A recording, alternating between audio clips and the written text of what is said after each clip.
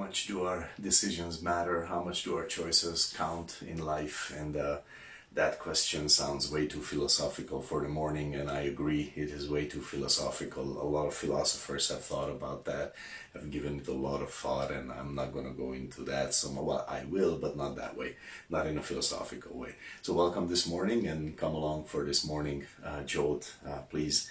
In Deuteronomy 11:26, there is a great verse. It says, behold, I have placed a blessing and a curse against before you. And God has given man blessing or curse. And this is so beautiful, really, because it sounds sort of scary and weighty, and it is. But it defines this question to us: how much do my choices matter? Well, number one is that my choices matter. God has placed before me blessing and a curse. I do have a choice. I can choose what, but God determines what are the limits of that, which blessing I can choose today or which curse I can choose today. God is the one who decides that. It's not me. Some people will say, I am leading my life as I want and it's going to go as I decide. And that's not entirely correct, because God places before us certain things one way or another, and then the other people will say, my choices don't matter. I can just live however I want, because I'm just gonna go with the flow. And that's wrong also, because God wouldn't say, behold, I have placed before you a blessing and a curse. Actually, there's another verse, Deuteronomy 30:19, I call as a witness against you heaven and earth, that I have placed before you life and death, blessing and a cursing. Choose therefore life, that you and your seed may live. Okay, so God is saying, I have given you the choice, and you need to make that choice. Our decisions matter. And that's really what I want to say today. You know, I don't know, maybe you're at the end of your road and you're feeling that you ran out of road and there is nowhere to go, and that's time to give up. But that's not true. God has given a blessing for this day to choose for you. Behold, I have given you a blessing and a cursing this day. This day, God has for you a choice between those two.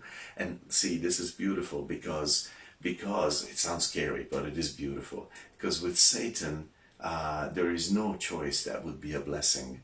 With the world, there is no choice that would be a blessing. There is bad and worse. With Satan, there is evil and more dark and more dark.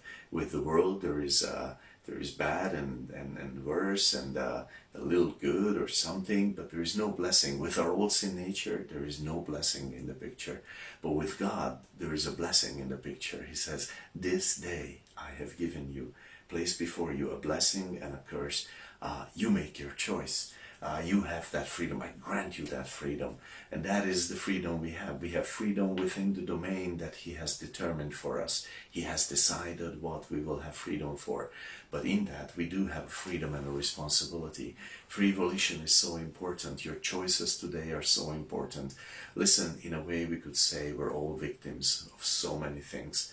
But also, that's not the way we need to be. That's not who we need to be. We are not defined as victims.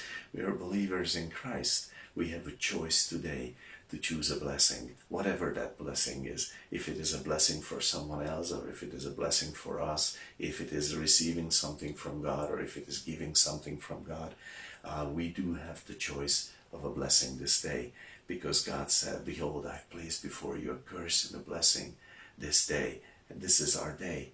And choose the blessing. God says, choose the blessing. God bless you this day with these thoughts, and as you go forward, just enjoy the possibilities that God has placed before you, because He has beautiful things for you. God bless you, and I hope to see you soon again.